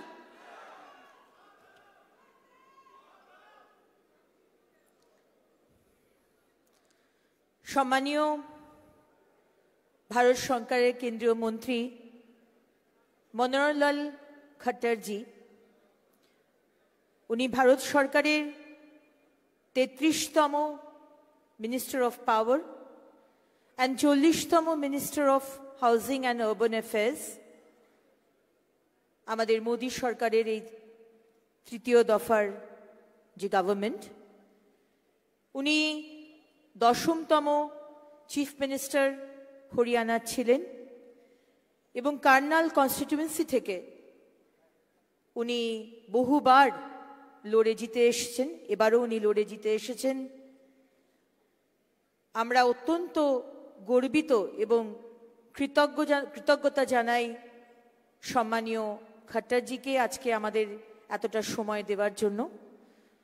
আমি এবার সম্মানীয় কেন্দ্র সরকারের মন্ত্রী মনোহর লাল খাট্টারজিকে বলবো তার বক্তব্য রাখার জন্য।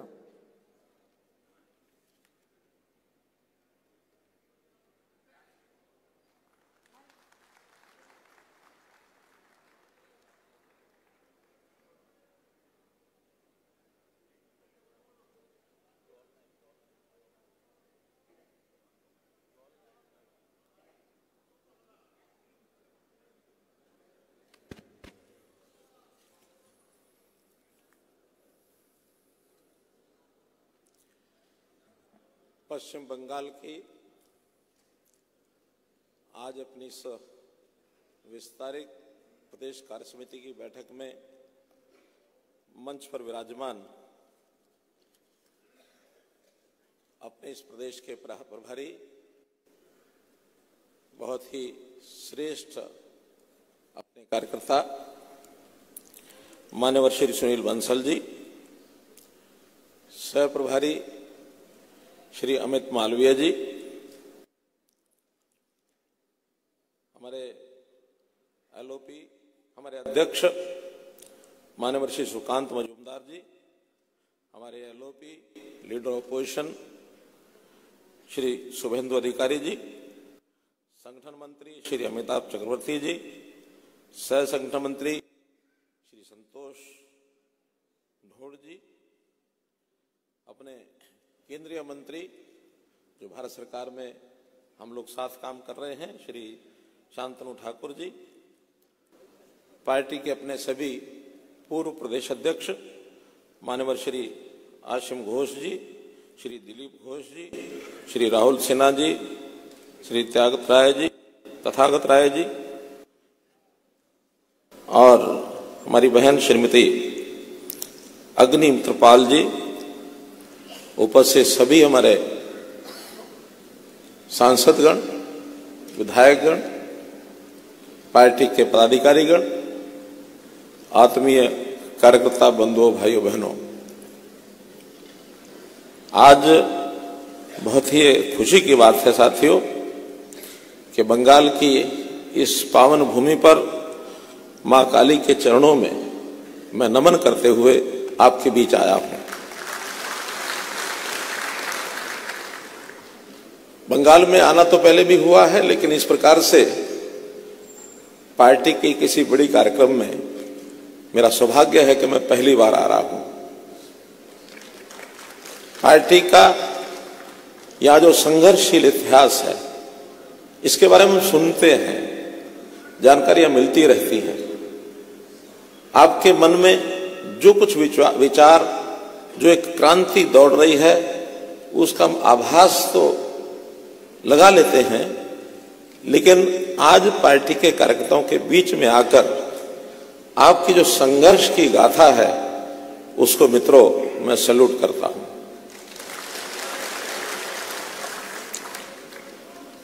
मित्रों, हम हरियाणा के लोग हैं, हम एक दूसरे को अभिवादन करते हैं तो राम राम से कह के करते हैं। तो सबसे पहले मैं अपनी ओर से, हरियाणा की ओर से और विशेष करके देश के नेता अपने प्रधानमंत्री श्री नरेंद्र मोदी जी की ओर से, राष्ट्रीय अध्यक्ष की ओर से आपको सबको राम राम कहता हूं।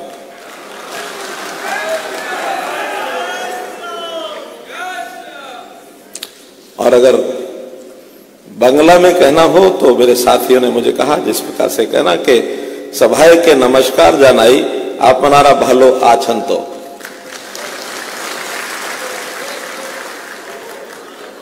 एक शब्द मुझे कभी कभी बंगाल के लोगों से मिलता हूं तो पुराना शब्द याद आ जाता है, बाबू मोशार।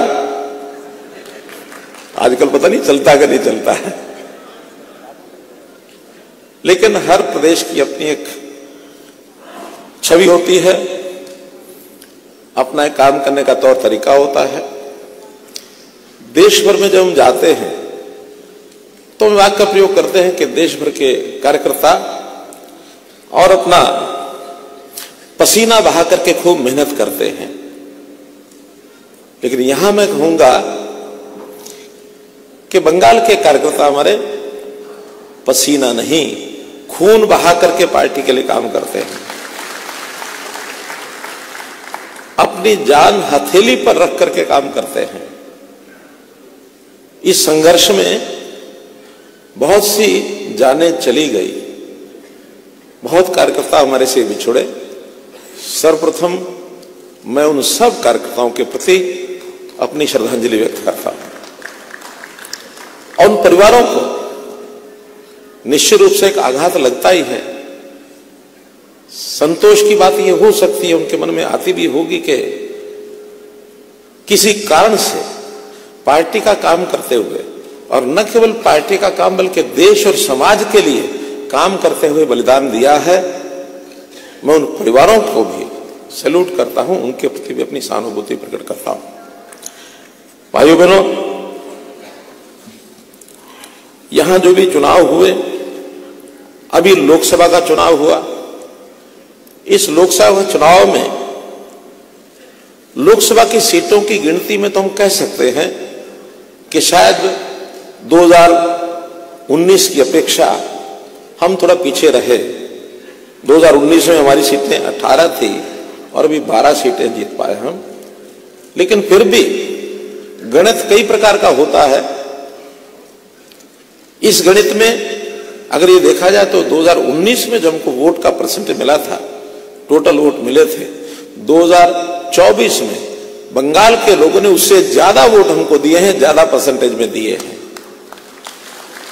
तो इसलिए हमारे मन में ये नहीं आना चाहिए कि हम कुछ सीटें कम हुए, बल्कि हमारी ये 12 सीटें ये देश में, देश के प्रधानमंत्री श्री नरेंद्र मोदी जी को तीसरी बार प्रधानमंत्री बनाने में एक बहुत बड़ा योगदान है 12 सीटों का।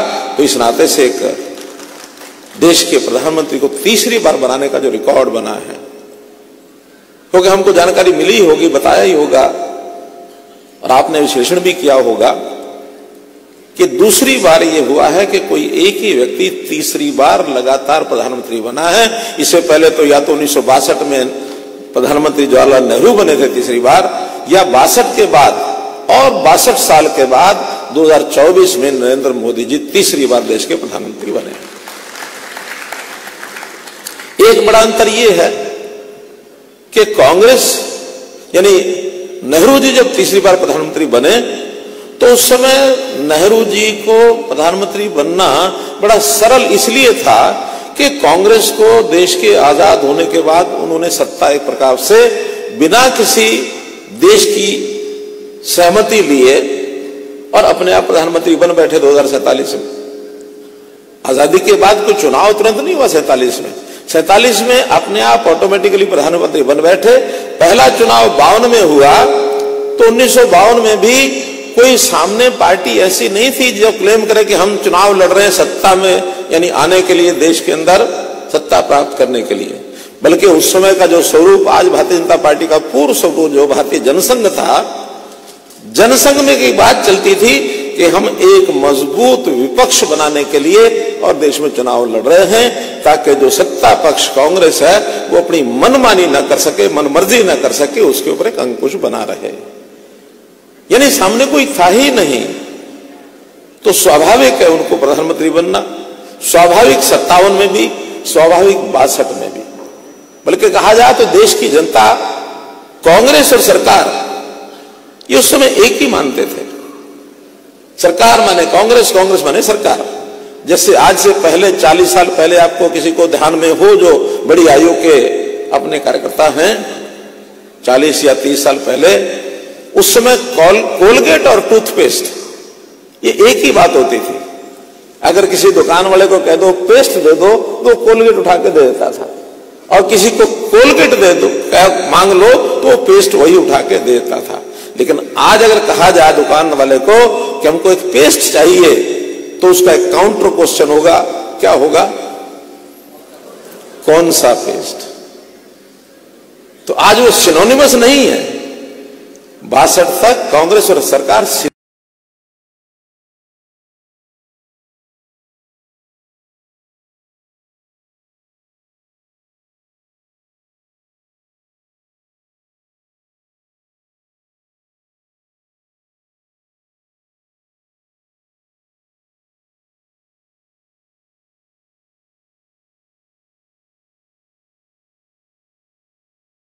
सिनोनिमस थी, इसलिए वो तीसरी बार जीत के आ गए थे।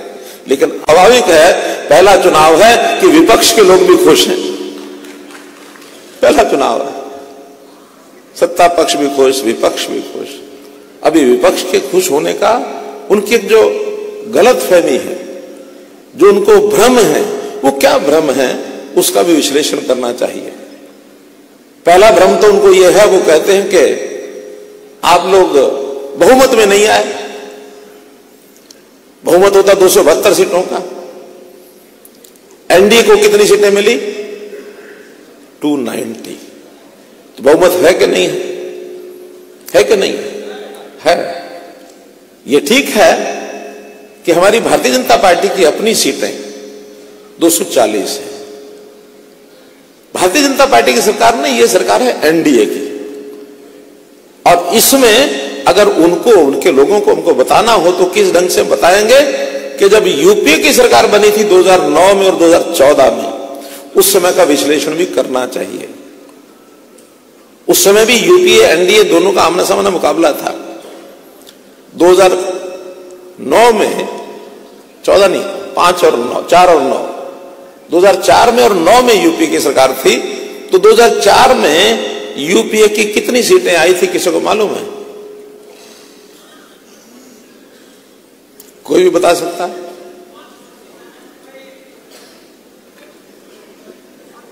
कोई बताया खड़े होकर? 147 थी, वो कांग्रेस की थी। यूपीए की 225 के आसपास थी। यूपीए की सीटें 225 थी। बहुमत कितना होता है? 272। उनका बहुमत नहीं था। उन्होंने थर्ड पार्टी अलायंस करके और आफ्टर पोल अलायंस किया, तब वो सरकार बनी थी। इसलिए बिना बहुमत की सरकार वो थी उनकी, जब पोस्ट पोल अलायंस करने के बाद उन्होंने सरकार बनाई। और यही स्थिति 2009 में भी थी। 2009 में यूपीए की कितनी सीटें आई थी?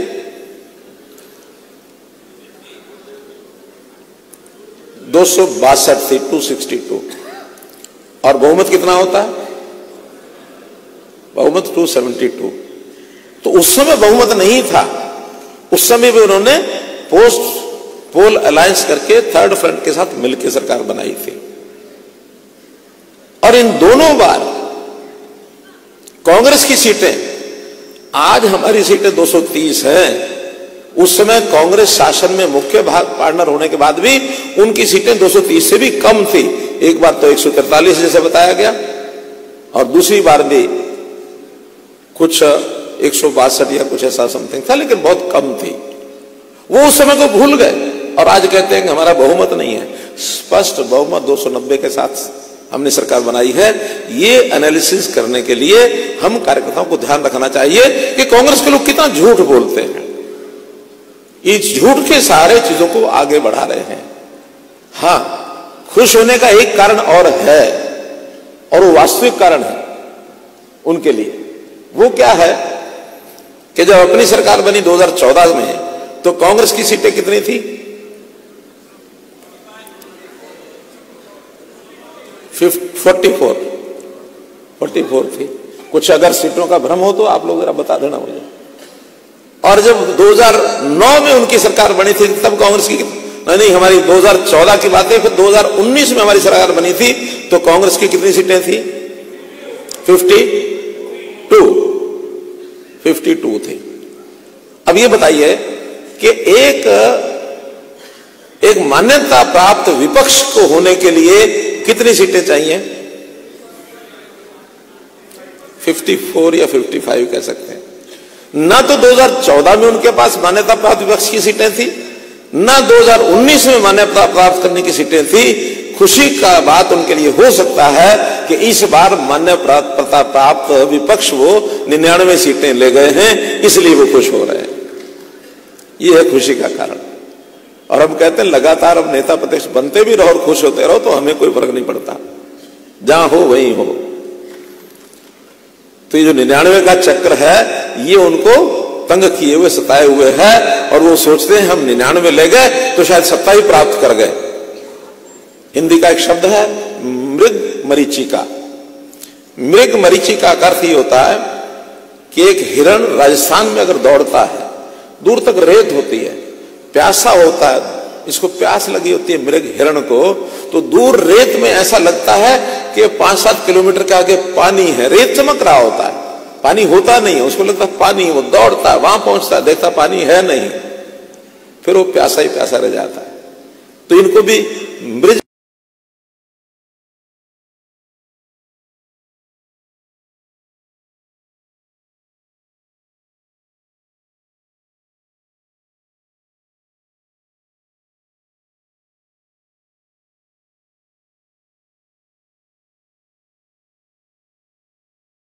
मरीचिका की बीमारी हो गई है। इनको लगता है 99 सीट के पास खड़ा था, 99 आउट ऑफ 543।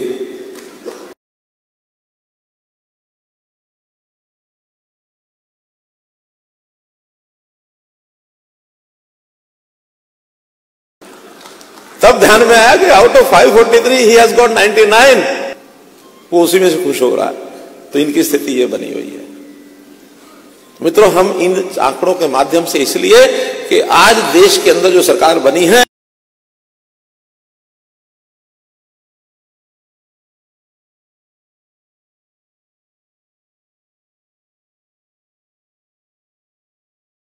देश की जनता ने हम फ्रंट है कांग्रेस का, एक फ्रंट है टीएमसी तृणमूल कांग्रेस का। अब यह दोनों फ्रंट पर एक का तो झूठ लगातार बोलते जा रहे हैं। चुनाव के अंदर जो जो झूठ बोले, यहां भी शायद लोगों पर असर किया होगा। कांग्रेस का लोगों का एक प्रश्न था कि मोदी जी को सरकार बनाने के लिए तो 272 चाहिए, वाई इज डिमांडिंग फॉर 400। वो 400 क्यों मांग रहे हैं? 400 पार की बात क्यों कर रहे हैं? This was the question, silly question like that, कि एक विद्यार्थी को ये कहा जाए कि you can pass out your class after getting 35%, why you are aiming at 98%? किसी बालक को कोई पूछ सकता है क्या कभी, आप होशियार हैं पढ़ाई में, अपना टारगेट 98% क्यों रखा है, whereas you can pass the class after obtaining 35% only? कोई पूछेगा किसी बालक को?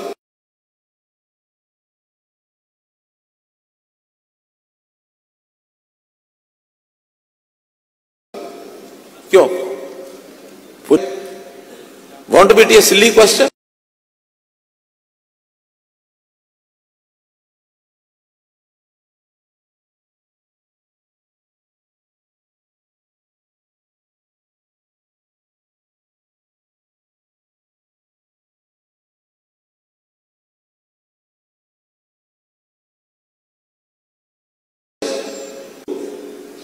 आगे याद रखने के लिए एक जनता को कहा है, संविधान की हत्या तो उस दिन हुई थी।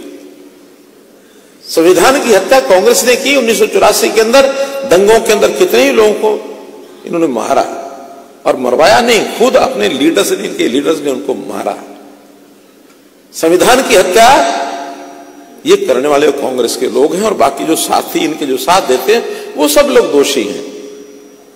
आज देश के अंदर डॉक्टर अंबेडकर साहब दोबारा से भी जन्म लेके आ जाएं और वो कह दे कि संविधान को बदलना है या संविधान को समाप्त करना है, आप नहीं कर सकते, कोई नहीं कर सकता उसको, कोई नहीं कर सकता उसको समाप्त। तो मित्रों, ये सारी चीजें हमको ध्यान इसलिए करनी कि कांग्रेस का जो झूठ है और उसमें जो समाज के अंदर ये भ्रम फैलाया, पार्लियामेंट में जो भाषण दिया कि यहां के लोग हिंसावादी यानी हिंदू हिंसावादी हैं, हिंदुओं को यानी एन ब्लॉक जिसको गाली देना और एन ब्लॉक दोषारोपण करना, ये उनको बहुत भारी पड़ेगा। बंगाल के लोगों से ज्यादा हिंदुओं के बारे में और कोई नहीं जान सकता। यहां हिंदुओं के प्रोधा स्वामी विवेकानंद जी जिस बंगाल के रहने वाले हो, वहां हिंदुत्व क्या है ये किसी को समझाने की आवश्यकता नहीं है, किसी को समझाने की आवश्यकता नहीं है। तो मित्रों, हम इस प्रदेश के लोग अपनी जो विरासत है, अपनी जो गौरवशाली इतिहास है, बंगाल देशभक्ति से ओतप्रोत देश की आजादी के अंदर कितना बड़ा योगदान है। जिस जनगण मन की आज हम बात करते हैं, उसकी उत्पत्ति कहां हुई? वो बंगाल में हुई। कितने ही देशभक्त लोग इतिहास में भरा पड़ा है उनका। तो बंगाल के लोगों को इस प्रकार से उस स्थिति से आज इस स्थिति में लाने का जो काम जिन लोगों ने किया, उस पर विचार करना चाहिए। आज का बंगाल आज से 70-75 साल पहले के जो बंगाल से तुलना करते हैं, अभूतपूर्व अंतर हमको लगता है, दूर बैठे लगता है। बंगाल के गौरव को समाप्त करने वाले यहाँ के जितने भी शासक, स्थानीय शासक सरकारें रही हैं, उन लोगों का पूरा योगदान है। चाहे पूर्व में वामपंथी सरकारें रही हों और चाहे आज तृणमूल सरकार, ममता दीदी की सरकार, इनका पूरा योगदान है। उसी पथ पर, उसी लाइन पर ये चल रहे हैं। यानी देश की प्रगति, प्रदेश की प्रगति, इसकी ओर ध्यान नहीं है। केवल अपना स्वार्थ, भ्रष्टाचार, घर भरना, और इनके जो वर्कर्स हैं जिस प्रकार की लूट खसोट करते हैं, उस रसोट की जानकारी मेरे से ज्यादा मित्रों आपको होगी। यहां पर जिस प्रकार से कहा जाता है तोलाबाजी, तोलाबाजी करते हैं यहाँ के लोग। महीनावारी लेते हैं कि नहीं? मंथली, हमारे यहां मंथली, साप्ताहिकी, छोटे छोटे दुकानदारों से, छोटे छोटे लोगों से इस प्रकार के बांध रखे हैं। और इस भ्रष्टाचार में तो बड़े बड़े काम करने वाले यहां की सरकार के लोग, आज सुबह मैं डीवीसी की मीटिंग में था, दामोदर वैली कॉर्पोरेशन, यानी इस डीवीसी के माध्यम से बंगाल का और झारखंड का बहुत बड़ा एरिया है जो उसके लिए वो काम करते हैं। आज से नहीं, 1948 से कर रहे हैं, लेकिन उनके काम में रुकावट डालने का काम यहां की सरकार करती है, यहां के मुख्यमंत्री करती है। तरह तरह के आरोप, उनको काम करने न देना, ये आज सुबह मुझे सारी घटनाएं पता लगी। मोदी जी के साथ जो योजनाएं मोदी जी ने दी हैं सारे देश के लिए, देश की सरकारें उसको अपना रही हैं, यहां की ममता दीदी की सरकार उसको अपनाती नहीं है, बल्कि उसमें घोटाले, पीएम आवास योजना के अंदर यहां का घोटाला ये जग जाहिर है। तो इस प्रकार की सब बातों को यहां का कार्यकर्ता झेल रहा है, उनको ध्यान रखना पड़ेगा। तो मित्रों, भाइयों बहनों, हमको इन सब बातों को ध्यान में रखते हुए अपने प्रधानमंत्री जी के विजन को आगे ले जाने के लिए पार्टी के नाते से काम करना होगा।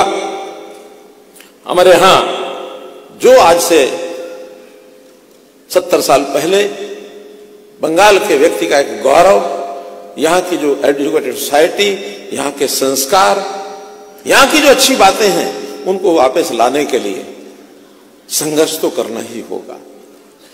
इस संघर्ष में एक बात का आश्वासन मैं दे सकता हूं कि बंगाल का कार्यकर्ता अपने आप को अकेला न समझे। बंगाल के कार्यकर्ता के पीछे पूरा देश खड़ा, पूरी पार्टी खड़ी है। मित्रों,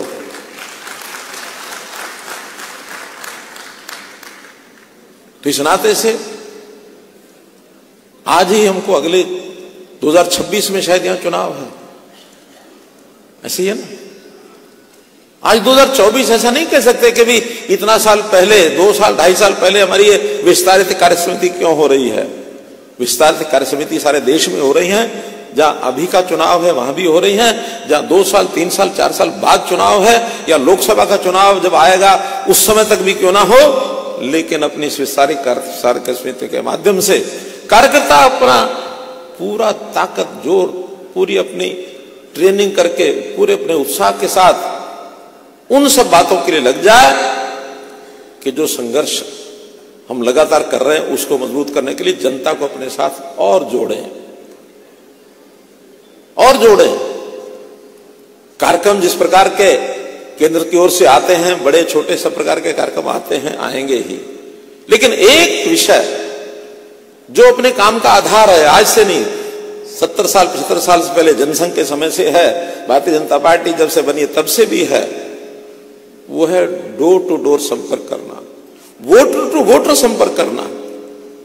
हाँ, बाकी सब काम करेंगे, मीडिया भी अपनी जगह चलेगा, सभाएं भी अपनी जगह होंगी, नेता भी आएंगे, टीवी, अखबार, सोशल मीडिया सब चलेगा, लेकिन मूल सूत्र है कि हर कार्यकर्ता अपना जो उसका क्षेत्र है उसके अंदर किस प्रकार से अपने उस सिस्टम को मजबूत करे। हाँ, बंगाल में एक बड़ा क्षेत्र ऐसा भी है जहां शायद हमारे आज कार्यकर्ता नहीं होंगे, क्योंकि यहां एक डिवाइडेड सिस्टम है। एक डिवाइडेड सिस्टम के कारण से जहां हमारा प्रभाव क्षेत्र है वहां हम घर घर हैं, उस काम को चालू करना ही है।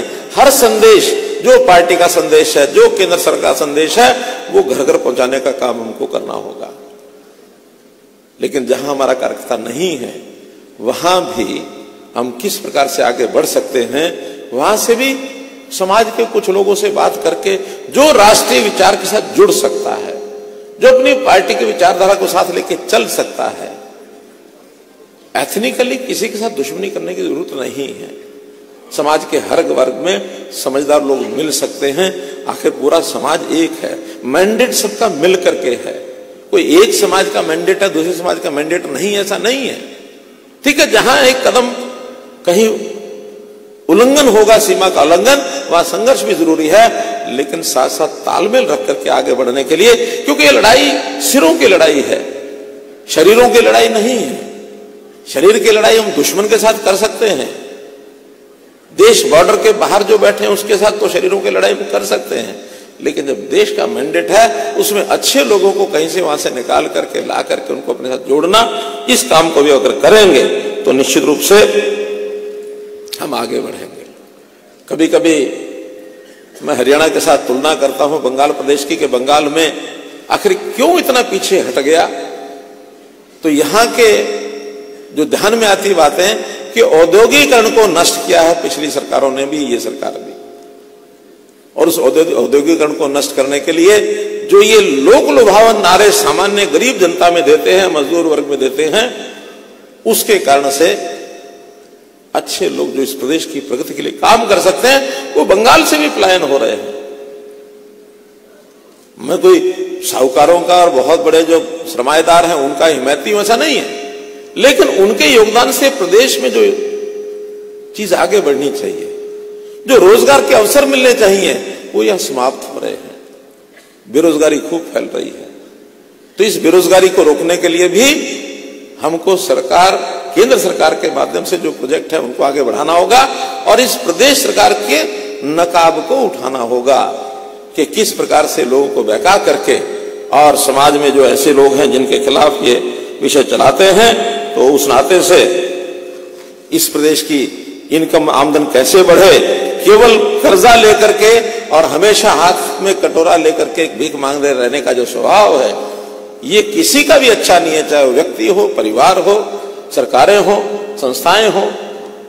सबको आत्मनिर्भर बनाने का काम ये जब तक नहीं होगा तब तक देश में जो विकसित भारत की बात कही जा रही है, देश के प्रधानमंत्री जी ने कहा कि 2047 तक हमको इस देश को विकसित करना है।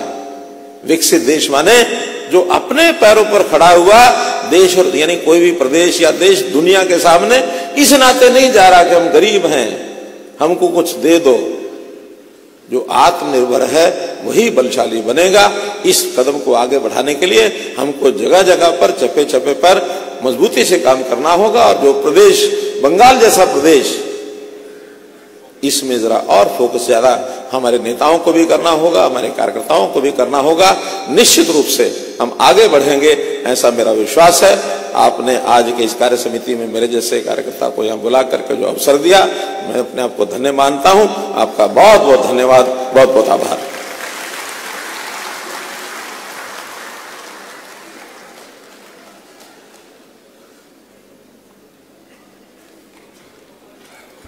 ধন্যবাদ জানাই সম্মানীয় ভারত সরকারের মন্ত্রী মনোহরলাল খট্টারজিকে।